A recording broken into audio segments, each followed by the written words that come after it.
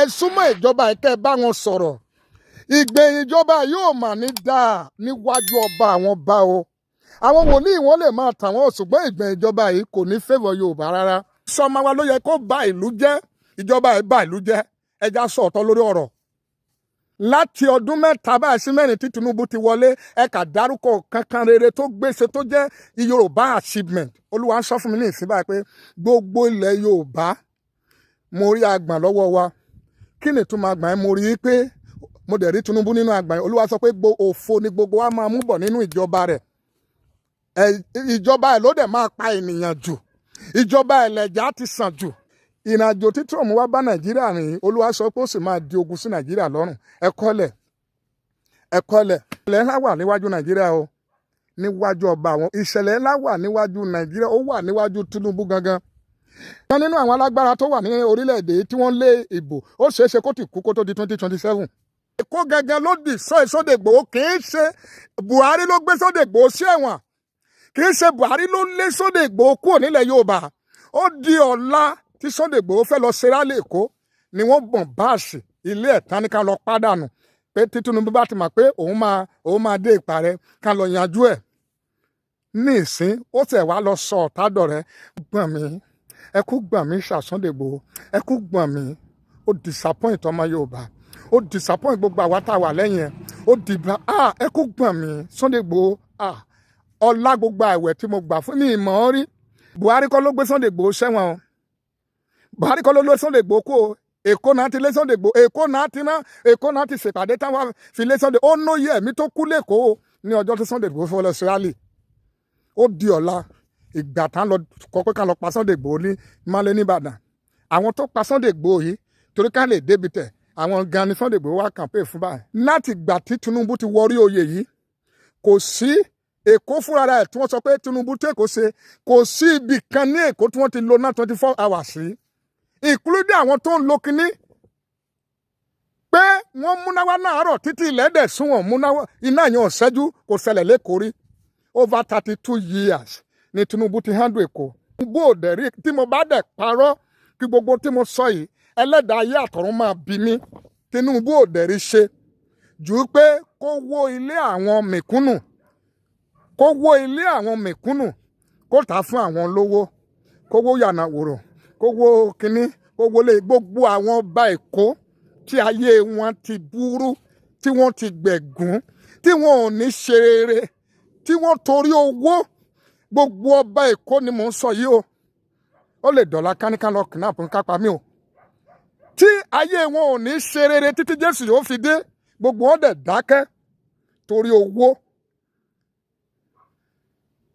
wọ́n dẹ̀ ní Tinubu ṣe dáadáa mi ò sọ pé ká lè kó o bẹ̀ ṣùgbọ́n ó yẹ kí gbogbo yín mo fi ìtara sọ̀rọ̀ sí yín ẹ̀yin ọba Èkó ó yẹ kí ẹ súnmọ́ kẹ́ ẹ símọ́ rẹ ẹ ti ẹ̀yin ìrántí Ọlọ́run gbogbo ó yẹ ká súnmọ́ wọn ká sọ wípé bàbá lo 100 years láyé ìgbà Yorùbá sì máa lọ ní Nàìjíríà ó yẹ kí àkọọ́lẹ̀ wa ó yàtọ̀ nínú ìran yìí sọmọ wa ló yẹ kó bà ìlú jẹ́ ìjọba ẹ̀ bà ìlú jẹ́ ẹja sọ̀tọ̀ lórí ọ̀rọ̀. bàbá wòlíì tó padà tú ọ̀pọ̀lọpọ̀ àṣírí o pàápàá jùlọ nínú ìjọba ààrẹ ìyẹn Bọ́lá Ahmed Tinubu nínú ìgbésẹ̀ tẹ́ tó fẹ́ gbé lórí ọ̀rọ̀ orílẹ̀-èdè Nàìjíríà. ẹ̀yin èèyàn wa ẹ máa tẹ subscribe button yín kẹ́yìn náà kẹ́lẹ́ máa jàǹfààní bá a bá tó ṣe mú fúnra wa lóòrèkóòrè sórí ìkànnì Kúnlé Ìjẹ̀ṣà.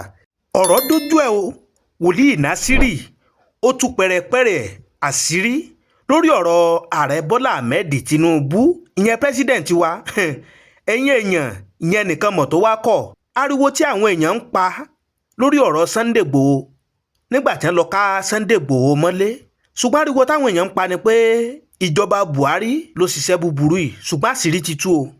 ẹ̀yin èèyàn wọ́n ní tí rọ́bà lọ fógún ọdún ìjọ kan ṣoṣo lòtítọ́ bá táwa ló ṣiṣẹ́ búburú náà ẹ̀yin èèyàn ẹ súnmọ́ bí ẹ wá gbọ́ wòlíì Násírì ó tó sọ̀rọ̀ nípa ìwọlé ẹlẹ́ẹ̀kejì ààrẹ Bọ́lá Ahmed Tinubu eléyìí lágbára o ó ní káwọn ọmọ orílẹ̀-èdè Nàìjíríà kàn lọ gbàdúrà dáadáa látàrí ìgbésẹ̀ tí ààrẹ orílẹ̀-èdè Nàìjíríà tí ó padà gbé tí ó sì jẹ́ pé ìgbésẹ̀ ìpọ́nilójú gidi gbáà ni.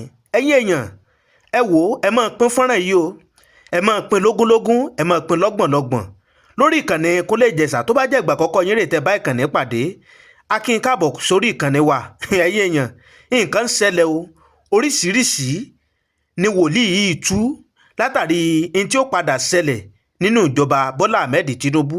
Tọ́ ẹ̀yin èèyàn wa, ẹ wá nǹkan fìdílé, ẹ sì tún wá gbọ́ àṣírí bó ṣe lọ rẹpẹtẹ nínú fọ́nrán yìí.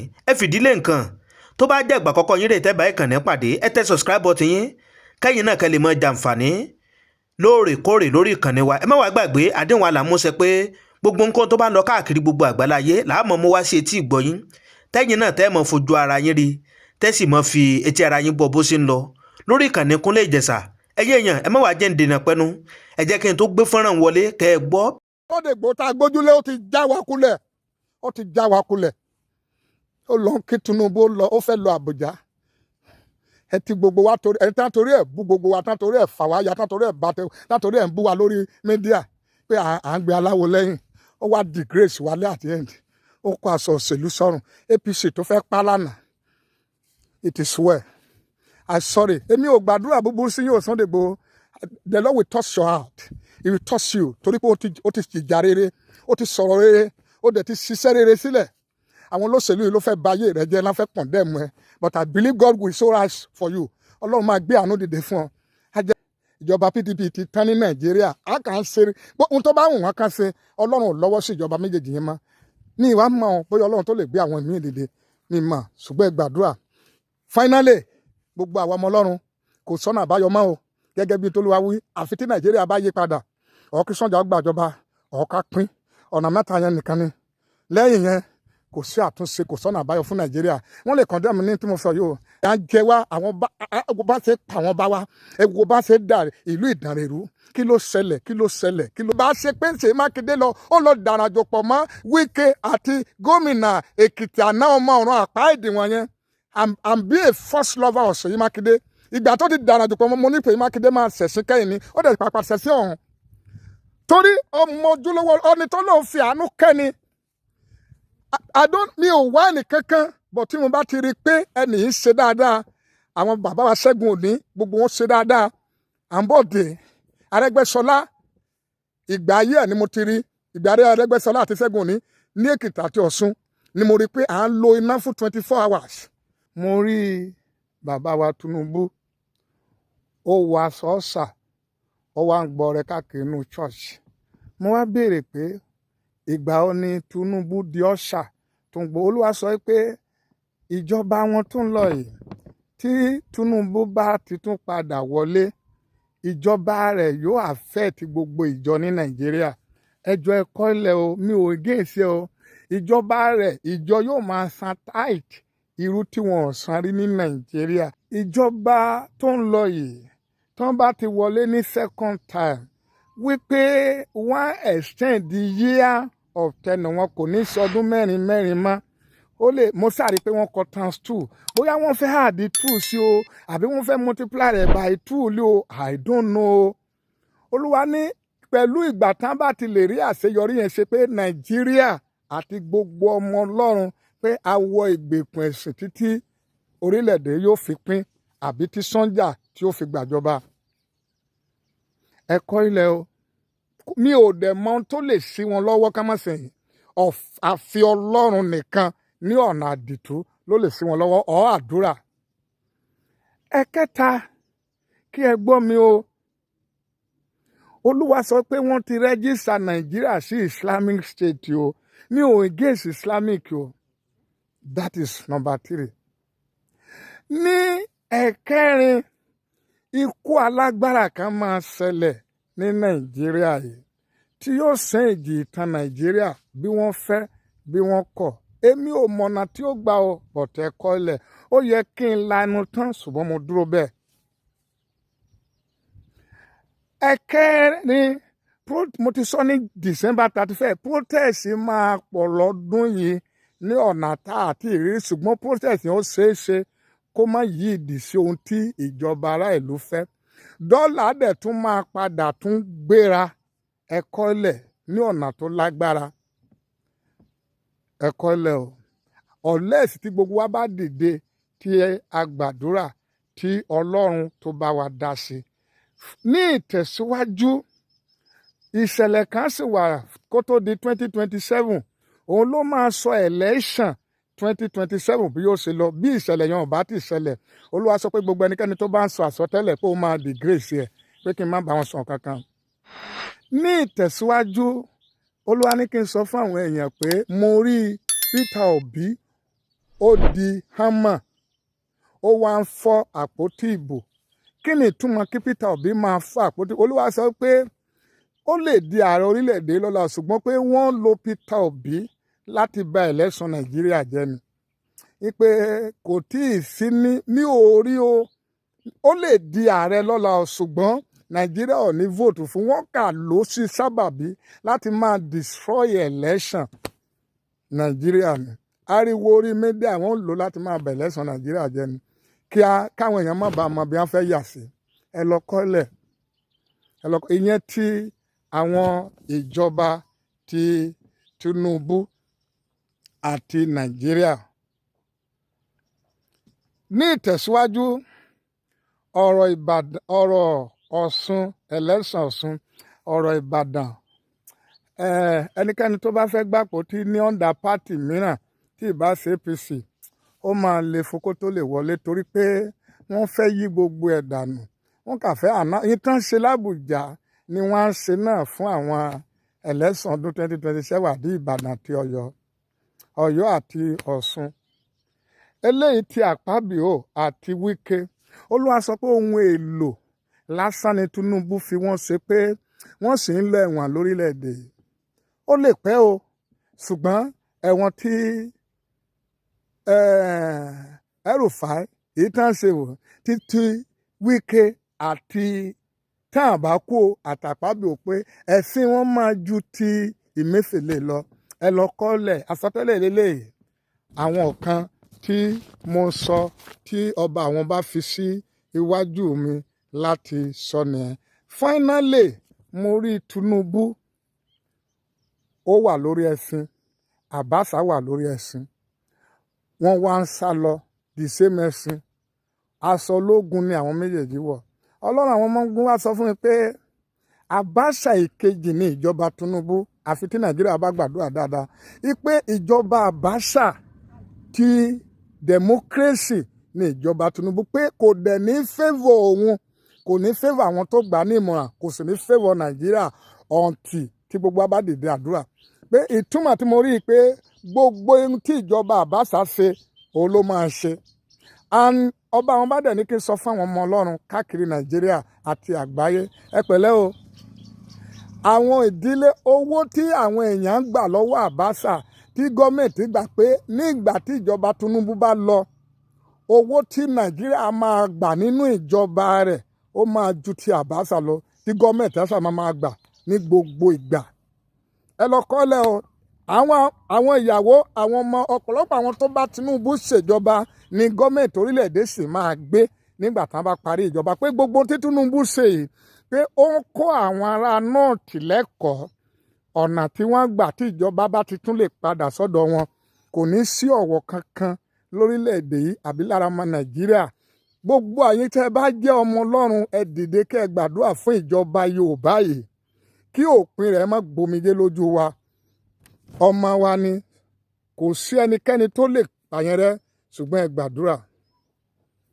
Ìyẹn nípa ti àwọn ohun tí mo rí nípa ti àwọn ìjọba Tinubu àti ìjọba tó ń lọ níta. Eléyìí ṣe ohun Olúwa o. Àkíyèsí ni mo fẹ́ pe àwọn èèyàn ọmọ Ọlọ́run sí kì í ṣe ohun Olúwa. Eléyìí ṣe ohun Olúwa o. Àkíyèsí ni Ọlọ́run kà fi sí ọkàn mi kí n sọ fún àwọn bàbá Adébóyè bàbá wa bàbá Kúmíyì bàbá Olúkọ̀yà bàbá Ẹ̀sìkáyọ̀ Olúbóyè Ọládèjì bàbá Ìṣọ̀ládélé gbogbo àwọn bàbá Bíárà àwọn bàbá Oyèdépò gbogbo àwọn bàbá wa nínú ìgbàgbọ́. Olúwa ní kí n sọ fún wa ó fi sọ́kàn mi ni kí n sọ fún wa kì í ṣe ohun ọ̀run ṣùgbọ́n ọba àwọn bá fi sí ọkàn mi kí n sọ fún wa. Àkókò yóò ọba àwọn bá fi sí ọkàn mi pé kí n sọ fún wa pé ká gbàdúrà o. àdúrà ńlá ni ká gbà torí ìjọba tó ń lọ lọ́wọ́ lórílẹ̀‐èdè kò ní favour Christianity. Àwọn bàbá wa nínú ìgbàgbọ́ kí wọ́n má torí ọrẹ tí àwọn olóṣèlú ń fún wa kí wọ́n gbàgbé ọjọ́ ọ̀la Christianity, including Nasiri tó ń sọ̀rọ̀. Bàbá Adébóyè sọ láìpẹ́ ó ní tóun bá ti fẹ́ ṣe 90 years birthday, ó ní president máa ṣe, senate máa ṣe, gómìnà máa ṣe, wọ́n mú ọjọ́ kankan. Kí bàbá Adébóyè má torí ọrẹ àwọn olóṣèlú kó dákẹ́ ní àkókò yìí. Kí bàbá Kúmúyì, Nasiri, gbogbo wa ká má torí ọrẹ birthday tá à ń gbà lọ́wọ́ àwọn olóṣèlú ká dákẹ́ ní àkókò yìí. Christianity ti wọnú ìgbèkùn o, kí wọ́n sọ̀rọ̀ sáyé o. Gbogbo táwa sọ ìjọba yóò ní gbọ́ ọ, bọ́ táwọn bá sọ̀rọ̀ ká ṣáà lè wí pé wọ́n ṣe wọ̀n tí wọ́n lè ṣe. Ẹ wo bí wọ́n ṣe ń pa àwọn bá wa ní ilẹ̀ Yorùbá. Mo sọ lọ́dún tó kọjá, Sunday Igboho ó kégbe ilẹ̀ Yorùbá, Yorùbá nation. Ó padà wá káwọn olóṣèlú wa mú mára wá kígbe ká dìbò fún ìjọba. Ó yẹ kí Sunday Igboho, àwọn èèyàn bú mi lórí ọ̀rọ̀ ẹ̀ pé mò ń gbàdúrà fáláwo, kì í ṣaláwo. Igbe tó kọ́kọ́ ké lákọ̀ọ́kọ́ igbe ọmọ Ọlọ́run ni. Igbe tó wá ké igbe olóṣèlú, ìyẹn ò dẹ̀ máìndì ènìyàn ni. Láti bẹ̀rẹ̀ ayé wa lọmọ Yorùbá ti ń dalẹ̀. Ẹ wo ohun tí ọba kan sọ ní Ìbò nítorí Nnamdi Kanu. Ẹ wo ohun tí Nnamdi Kanu dúró lé lórí. So nípa yẹn, ẹ wo bí wọ́n ṣe ń pa wá, àwọn bá wa. Ẹ̀yin bàbá nílẹ̀ Yorùbá, gbogbo ẹ̀yin ọba, irú ìpàdé wo lẹ̀ ń ṣe? Ní ìní sọ̀rọ̀ ẹ̀gàn sí yín o. Irú ìjà wo lẹ̀ ń jà tí ẹ rí wàhálà tó bá wa wọ̀nyí? Ẹ ń ṣèpàdé ẹ̀yin ọba ilẹ̀ Yorùbá. Ẹ ṣèpàdé bí ọjọ́ ọ̀la wa ọ̀sẹ̀ ní wọ ìgbèkùn bá a ṣe ní ṣègbè, bí ogun yóò ṣe ní borí wa. Ẹ ń gbọ́ owó lọ́wọ́ àwọn olóṣèlú ní Àbújá. Ẹ ń gbà á. Mi ì ní dárúkọ ẹnìkankan nínú yín. Mo fà yín lé ìdájọ́ ọba àwọn ọba lọ́wọ́. Tí ìbá sọ pé lọ pé bàbá Fálànà àti Sowore báyìí, ìjọba yìí amọ́nimóhùn, gbogbo ìjọba yóò bá palẹ̀ mà Nàìjíríà má kò bá sẹ́ni kankan tí yóò bá máa sọ̀rọ̀ mọ́. Gbogbo wọn wá darí sí pátì kan. I'm not a politician, but I'm saying concern my own conscience as a citizens of Nigeria and Yorubas as a Yoruba man. Kì í ṣàwa ló yẹ, kì í sọmọ wa ló yẹ kó bà ìlú jẹ́. Ìjọba ẹ̀ bà ìlú jẹ́. Ẹja sọ̀tọ̀ lórí ọ̀rọ̀.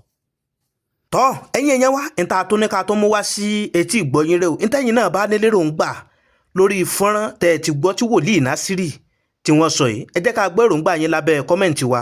Ibi tá a fi àdàgbà ètò yìí sọlẹ̀ sí rè. Bó bá tó ṣe ń lọ, a tó máa mú wá sí etí gbọ́ ẹ̀yin olólùfẹ́ Kúnlé Ìjẹ̀ṣà. Àdúrà wa sí gbogbo ẹ̀yin olólùfẹ́ Kúnlé Ìjẹ̀ṣà ni pé orí wa ò ní gbàbọ̀dẹ̀. Ire báyìí lójú owó rí, ire lójú ọlá rí, ire lójú gbogbo wa mọ̀ rí o. Ìpàdé wa bí oyin, ó dàbọ̀.